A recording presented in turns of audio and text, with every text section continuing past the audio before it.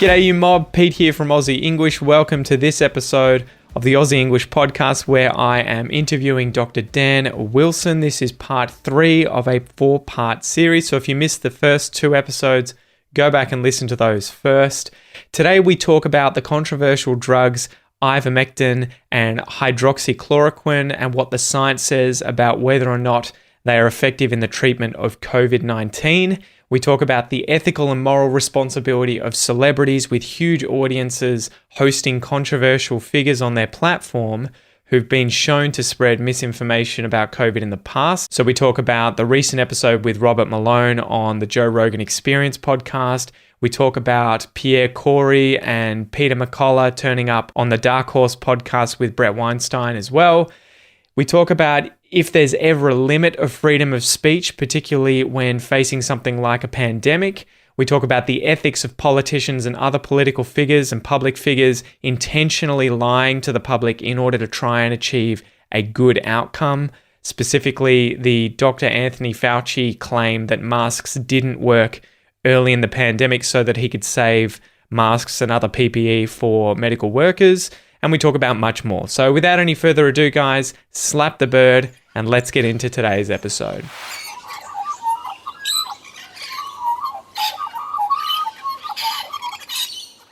Anyway, so moving on to Ivermectin and hydroxychloroquine, do you want to sort of sum up the trajectory of these two COVID treatments and tell us a little bit about what the science says about their efficacy? Yeah, so it's been so weird to watch, honestly. The rise of these two medications. And it's weird because I think they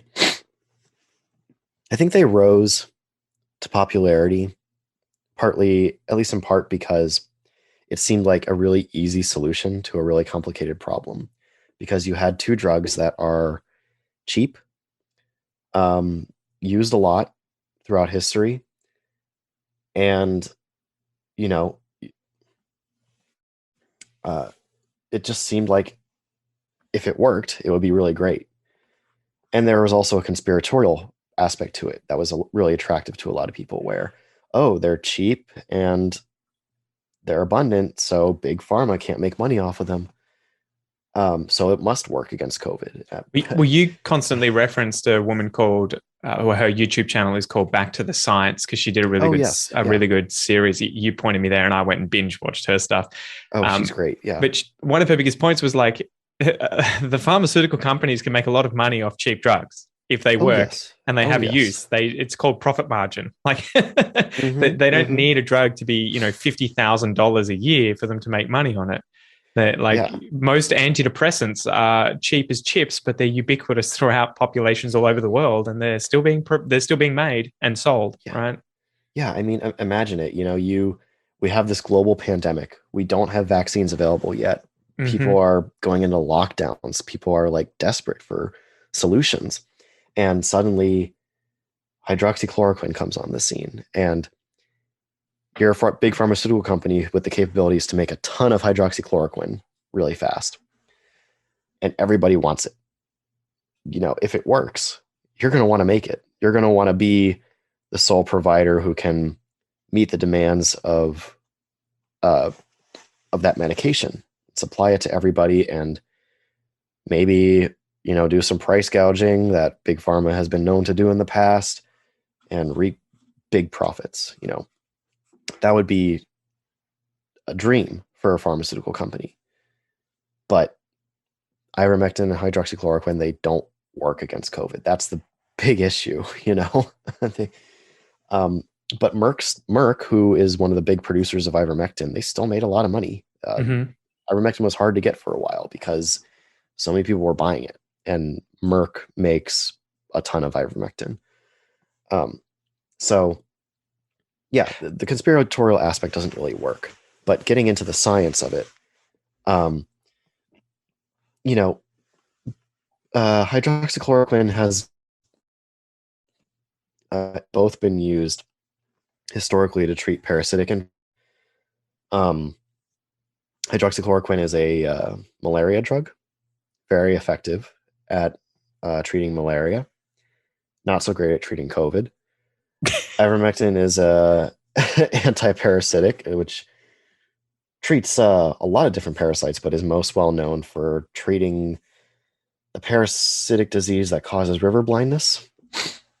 Uh, so very effective at treating that, not so effective at treating COVID. And, there were big efforts early on in the pandemic to try to repurpose drugs, partly for the reasons that pharmaceutical companies would love to do that. When they're already made, right? So you have a pathway. Yeah. The drugs there, you just need to ramp up production. You don't have to worry about Yes. investing billions in a vaccine. Right. That's something people also need to understand because the drug's already made and because it has a safety profile, they don't have to spend the billions of dollars to run clinical trials to make sure that it's safe and effective. They just have to show that it's effective, that it works against COVID, which is a much shorter track for a drug than going through from start to finish, safety and efficacy profile. So yeah, people tried to repurpose lots of different drugs against COVID, but viruses are really tricky to treat traditionally because viruses have typically small genomes, so they only have a few different proteins, and most of the proteins they use to replicate, they hijack from you, right? They infiltrate cells, they hijack machinery so that they can replicate themselves. So if you want to disrupt a virus's replication cycle, you have to find a way to target its proteins and not your proteins. And because they have such a small genome, it can be difficult to find a good target, especially if there isn't one, among a small genome. It can be tough. So that's why it wasn't so easy to repurpose drugs for this, because viruses are just hard to treat. But people tried hydroxychloroquine, and they tried ivermectin. We have clinical trials where these drugs were tested out among COVID patients. And the best clinical trials that we have, the randomized controlled ones with larger sample sizes, show consistently that there's no benefit. So what would you be seeing if you were looking at a trial like this where you have a group of people who are being treated with it and a group that aren't? What would you expect to see if it was having no effect? So, if it was having no effect. Yeah. And well, you can talk about having an effect as well. Oh, well, so in this one ivermectin study that I can think of, they were recruiting patients as they tested positive for COVID and then treating them with ivermectin to see if that kept them out of the hospital. So they were looking for a difference in people who got ivermectin and people who didn't, and who went to the hospital more. And both groups, the hospitalizations were pretty equal. And in the ivermectin group, the number of people who went on a mechanical ventilator was slightly increased, but not significantly. So that's the kind of result you would expect to see if there was no effect. If there was an effect, you would expect that people who got the treatment would be more likely to not go to the hospital, but they didn't see that. And there are multiple different studies set up to test different aspects. So there are studies to test, like, when someone gets hospitalized, does ivermectin or hydroxychloroquine help get them out of the hospital faster? Does it help prevent them from dying or going on to moving on to the ICU or ventilation? There have also been studies set up where people try to see, like, okay, does it prevent you from getting infected? People take the drugs and they're followed for a period of time to see how likely they are to test positive for COVID. There are all sorts of different aspects that different studies are set up to specifically look at. And really at every step, we just see that ivermectin, hydroxychloroquine don't help stop you from getting infected. They don't help stop you from going to the hospital. They don't help stop you from dying. It just doesn't work. Well, and as we were talking about earlier about the science, right, there would be a massive incentive for people to be able to do a clean study that showed the efficacy of both these drugs and proved it flat out. And again, if you were to do the science correctly and that was the result you found and it was peer reviewed, you'd be published in probably Science now, especially with all of the evidence going against what other studies have done with both of these drugs.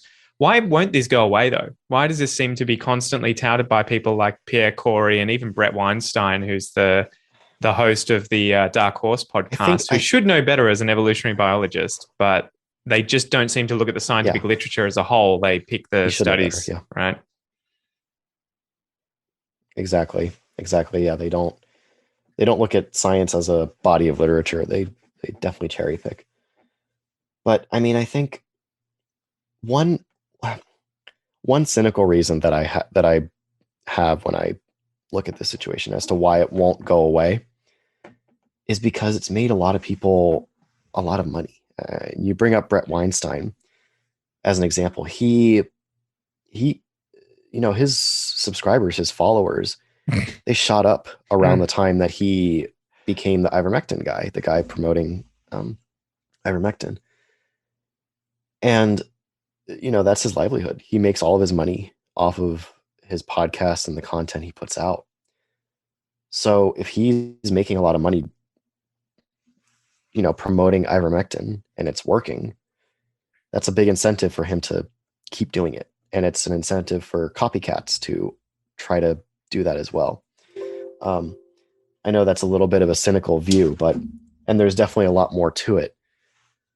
It is interesting because we can skip into the section I wanted to talk to you about, sort of authorities and influences and ethics. But it is one of those things where, like, even for me creating content, I am very conscious of the content that's doing well, and I'm always looking at sort of the morals or the ethics behind even with English teaching, doing, say, popcorn content, right? Like the setting the bar low and just creating the crap that's going to work on YouTube, but then constantly thinking about, but how do I actually deliver on quality at the end of the day so that I can sleep at night?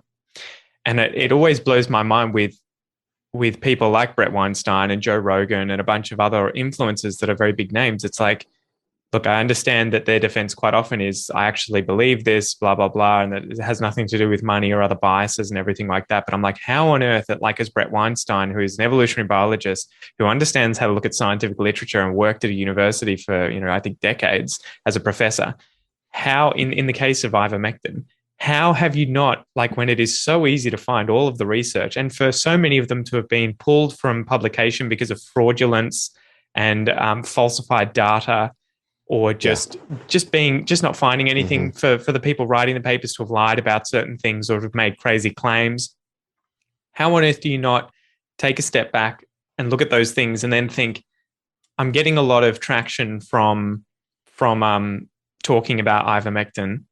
Am I leaning into this subconsciously because I know it's going to get views, it's going to grow my income, it's going to grow my audience, and is that a good thing, right? So that's the cynical side of me, is always thinking that, especially with someone like Brett Weinstein, where I think his entire audience is tied in with his appearances on Joe Rogan's podcast. And that's effectively been his lift, stratospheric growth in the last few years. So yeah, it is one of these things that I find it like, I really like Brett Weinstein, especially when he talks about other things other than ivermectin and his wife. But it just blows my mind where I'm like, yeah, either they're just totally ignorant and really just haven't thought about these things, don't have the emotional awareness to see their own biases, or they're maliciously doing this, which is way worse, obviously. Yeah. I don't know if I can ascribe maliciousness or ignorance. I don't think I can quite identify what it is, but I think, when I first started my YouTube channel, one of my big goals was actually engaging with people, just like how, people back when I was a conspiracy theorist engaged with my comments and took the time. I wanted to do that with my channel. And so I took the approach of, anybody who believes that believes in anti-vaccine talking points, I'm going to give them the benefit of the doubt and say that they are earnest but misguided. And I took that approach as well with a lot of the people that I addressed, like debunked in my videos. But, as time has gone on and I've learned a little bit more about why exactly these people do this, because I got that question a lot. Why would a PhD, why would a professional go down that route and start making these claims? And I always said, well, I don't know, but they're wrong. That's all I really cared about. But I can't not learn more about these people as I do it. And there have been a few people who have really stood out to me, and it's been Brett Weinstein and Robert Malone as really interesting, like, backstories as to how I think they might have actually gotten to where they are now. And what they both actually have in common is they both seem to feel like the academic system that they have spent time in hasn't given them the recognition that they feel like they deserve. And they got really bitter about it. So Brett has his whole story with the telomeres lady. Right? And Robert Malone has his whole story with his PhD advisor. His is, I think, more ridiculous than Brett Weinstein's, but not to get into that. Basically, they both are coming from this place where they feel like they were not appreciated or almost cheated in a way. And now that they are saying the things that they are and getting the attention that they are, it's kind of what they always wanted, right? At least that's kind of how I'm looking at it. Yeah. And so they keep going with it. A big red flag for me has been the lack of counterpoint, the lack of debate, the lack of having other people on that disagree with you and defending your claims in good spirit, but all the same challenging what you actually believe and having it out with other people. I've noticed this a lot with the critical race theory stuff in the US. I think it's like Ibrahim X. Kendi or whatever it is, who has, and this is obviously another kettle of fish, but he published a book. I think it was, I don't know if it was White Fragility or it was one of the other ones, but the people who've published a lot of these books effectively saying that, white people are racist and black people have always been under the boot of the white person. They don't seem to see nuance, but they also don't ever debate anyone publicly. They just flat out refuse to ever have a conversation with anyone who disagrees with them. And it's always that's always a massive red flag to me when, especially in the scientific community, if you have certain claims or you want to support certain theories or present certain things, you have to have question time, right? Like at the end of any presentation, you have to go through the peer review process. You have to be challenged. And so that's one of those things that's kind of pissed me off a lot about, say, Brett Weinstein's podcast. He hasn't had someone on who, say, is a proponent of ivermectin like Pierre Corey and someone who is not a proponent of it, and to have a open, honest discussion about what the evidence says and the different points. I guess I would imagine he just says that it's not going to grow my audience. It's probably going to piss people off even more. But whereas with Joe Rogan's kind of in this weird position, right, where I think he's a really nice, genuine dude. I don't think he's out there he's richer than God now, so I don't think he gives a shit about making money or getting bigger. He's got the biggest podcast in the world.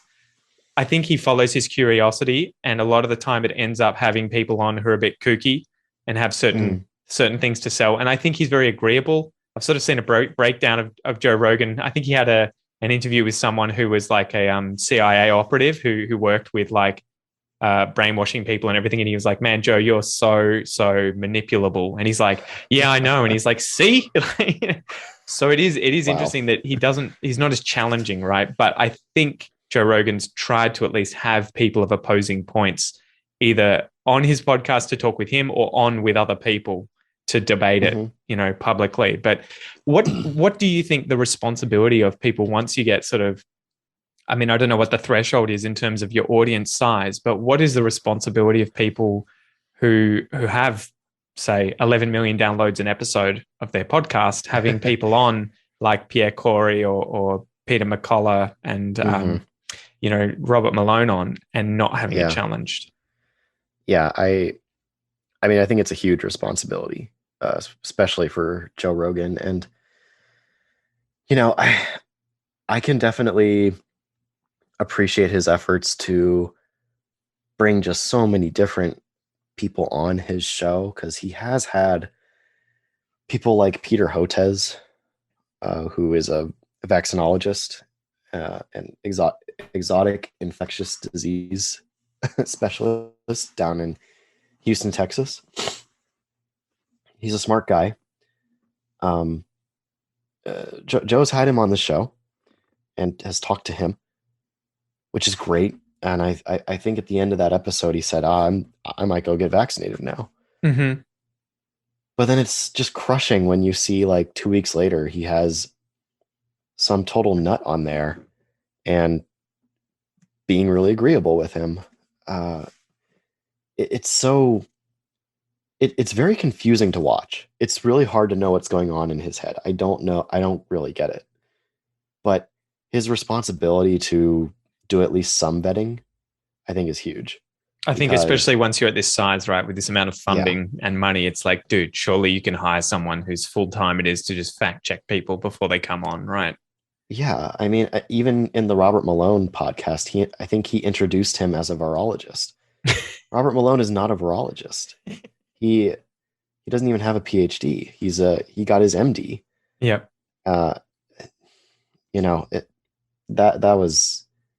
It's just really, it's so strange to watch. And I think that Joe Rogan is in this weird space where,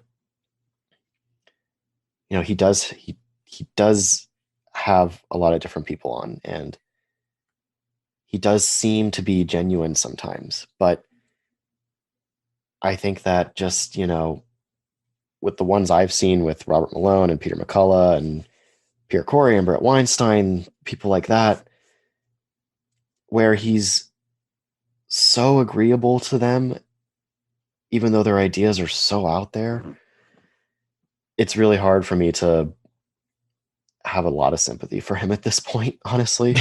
But I hope that he can change. I really do, because I think he can. Well, I think at what point, though, do you have that excuse not work anymore? If I never asked for this, I've always just followed my curiosity. I'm just enjoying conversations. And I don't think those excuses work at all. Yeah. At what point does that sort of wear off, right? And it become, look, you still look at the stats and see you're being downloaded billions of times a year, right? Like billions of times a year.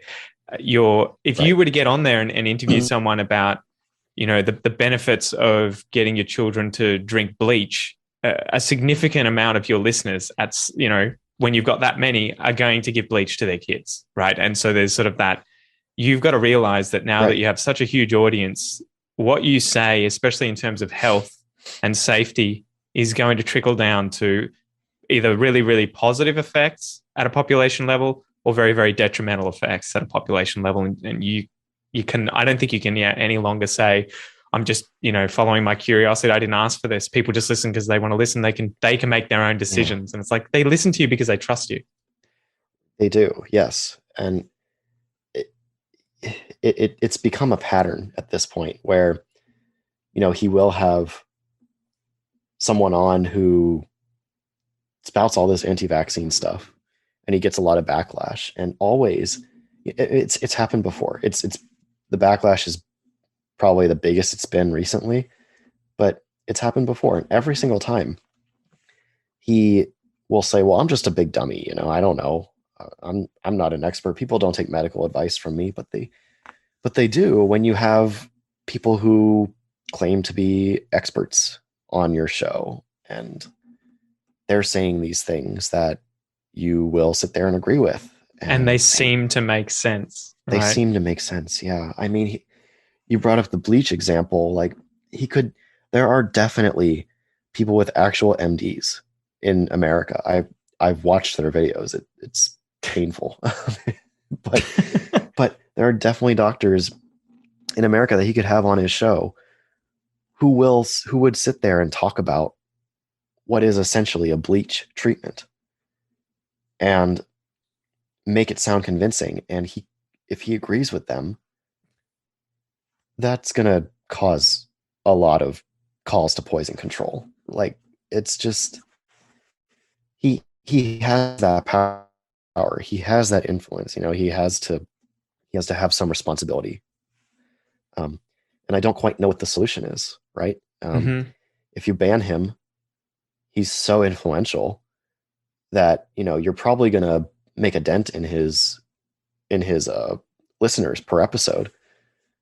But the outrage that comes with that is probably not going to help, right? So what do you do? I don't know.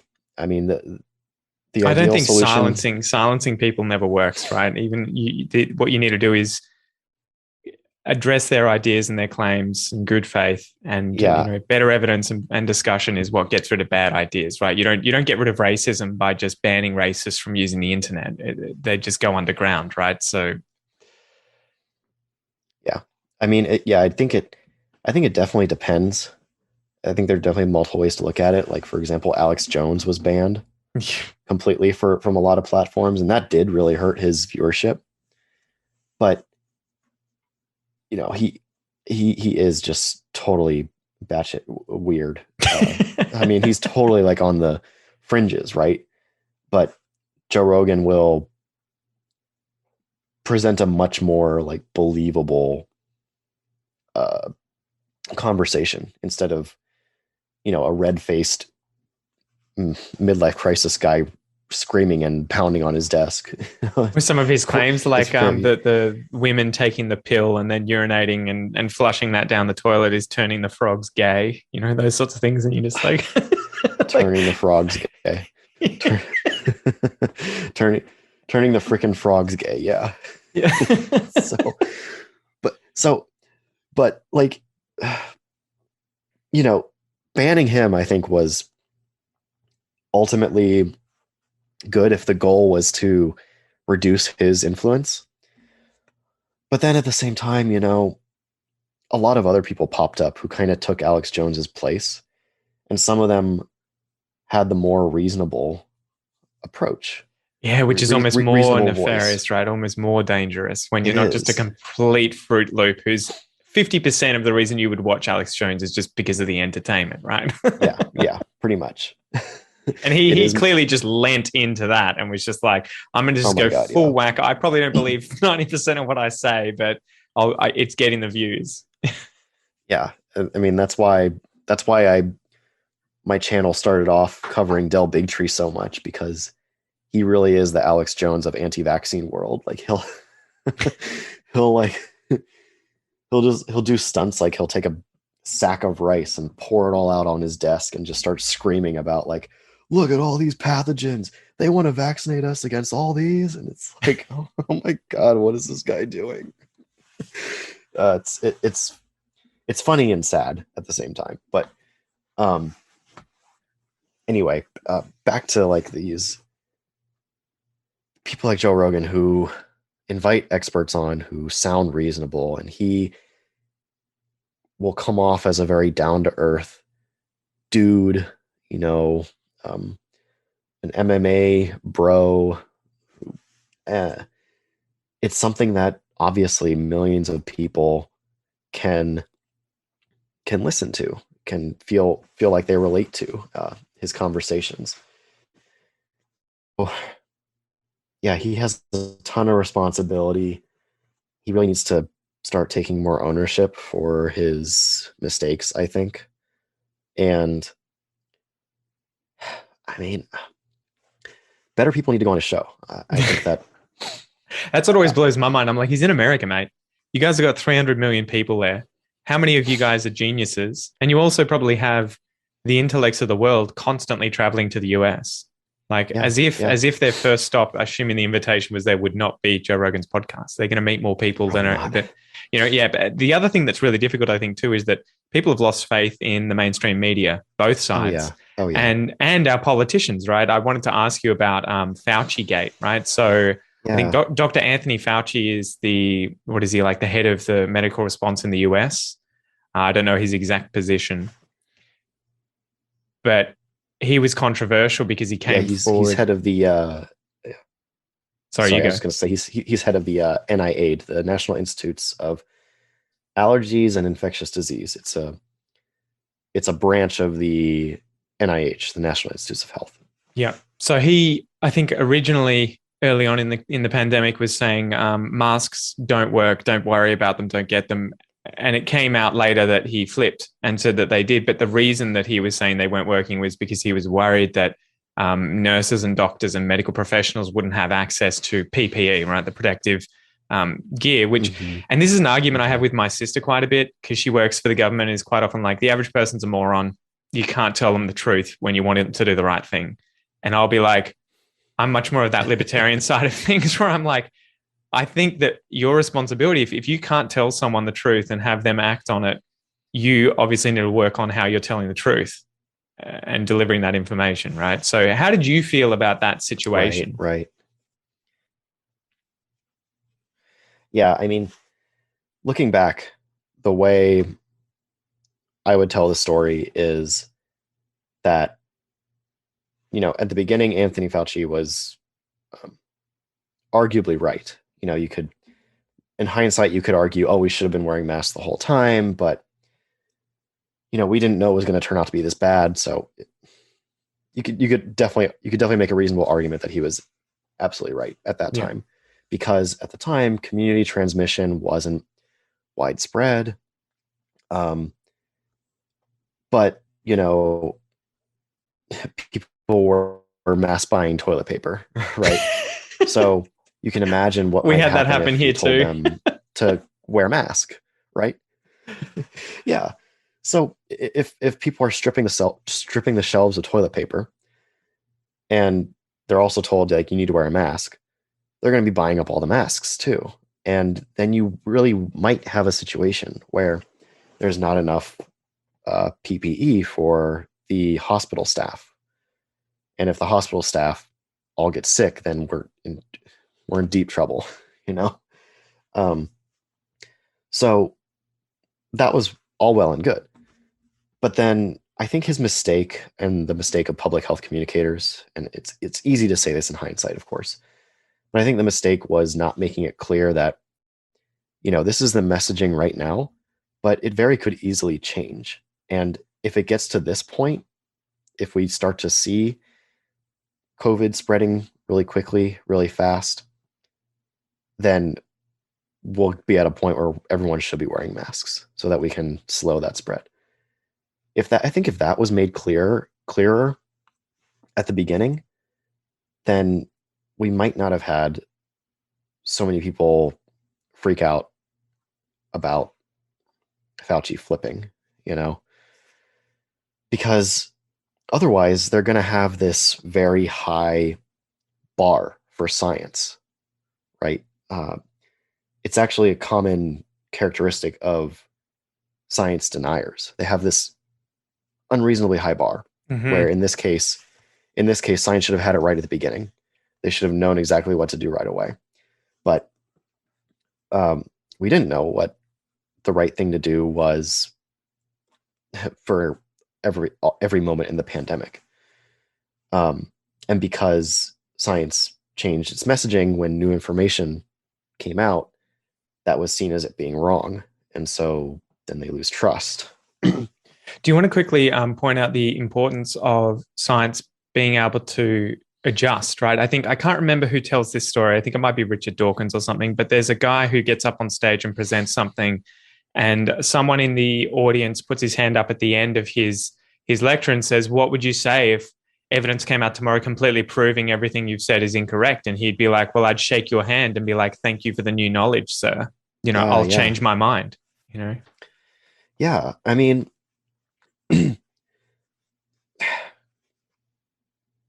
learning new things and changing your views is a really integral part of becoming a science, actually. Um, if I could just document like a supercut of all the times during my PhD, during lab meetings, during meetings with my advisor, or talks that I gave, how many times we were wrong in the course of working through that PhD project and eventually getting to the final answer, which we ended up publishing.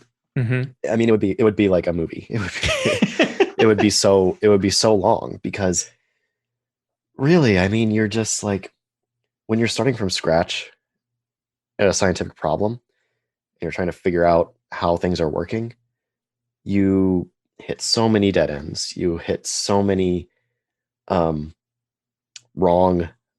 turns, so many different rabbit holes that you go down that lead nowhere, until you finally do the one set of experiments that make you go, oh, that's what's going on. I mean, that's at least the way it went for my project. And Mm-hmm. but that happens with so many projects. And now with the pandemic, that's all public, right? We're starting from scratch with a new virus. We have to figure out so many different things about it. And we're going to get things wrong along the way. And that's totally normal for science. That's what science is supposed to do. We're supposed to make predictions and figure out whether or not they are, we're able to falsify them. But I think communicating that uncertainty is really something that scientists could do better in. And we, including myself, have to figure out how to do that better. How to say, this is what we know right now. This is what we're figuring out. And this is what it might look like when we have answers. I think too, a lot of it you would need I think that could go a long way. This is what we would need to know to reject what we currently believe too, right? So this is how we would determine if we were wrong. A big issue I find is that you end up with public figures like, say, Anthony Fauci, or even Trump, or whatever politician you want. Once they get into that position, I think they have the unreasonable expectation that they need to be right all the time. Yeah. And if they're wrong, they have to save face and be right.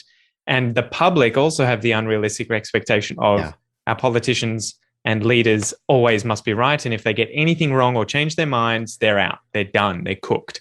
And it's kind of like, it's just unforgivable, right? In terms of you can't come forward as a politician and say, you know what, I changed my mind. I was wrong about this. I apologize. I'm sorry. Those two things, I changed my mind and I'm sorry, are almost career killers. I can't remember hearing that in recent history from any politician, honestly. It's the same here. And I think that's the biggest thing. In order to get better politicians and better leaders, the public needs to be able to forgive people. And also you want to select for people who can change their minds and can show contrition and apologize for things. Like, everyone's always like, the politicians we have are bigger dickheads than they've ever been. And you're like, mate, if it's bullshit in, it's bullshit out, right? Like, if the public suck, then the politicians we get are going to suck. Exactly. It really is a feedback loop, right? Because, I mean, with everything being so polarized, at least in the US, it's like, I can totally imagine if Fauci is a leader and he's doing his best to try to communicate and run things and keep people safe, and then there are all these pieces going around, not just in the public, but through the halls of Congress, where they're just trashing him. And that's got to be really frustrating to be that much in the public eye. I don't envy his job. It must be really hard to have that balance, because I can sit here right now, being a practical nobody, and say like, oh, I think he should be more able to communicate the uncertainties and show more humility. But in that position, when you're feeling the pressure and feeling all the hatred that people are giving you for, sometimes not even making mistakes, sometimes just people taking words out of context, it's got to be tough.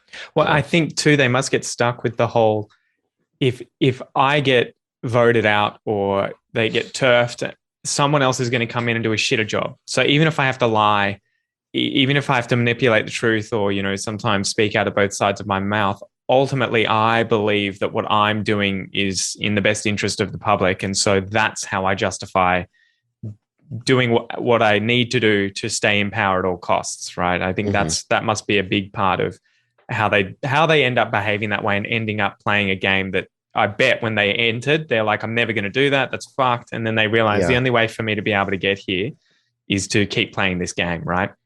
Right. Where can people find out more about you and what you're doing if they want to check out your channel and everything like that? Yeah, so I'm on YouTube. My YouTube channel is Debunk the Funk with Dr. Wilson. I'm on Twitter at Debunk the Funk. My Facebook page is Doc Wilson Debunks, and I'm on Instagram as well. I think that's also at Debunk the Funk. But if you want to get in touch with me, I have my contact information for the accounts that I check regularly in the description of all my videos.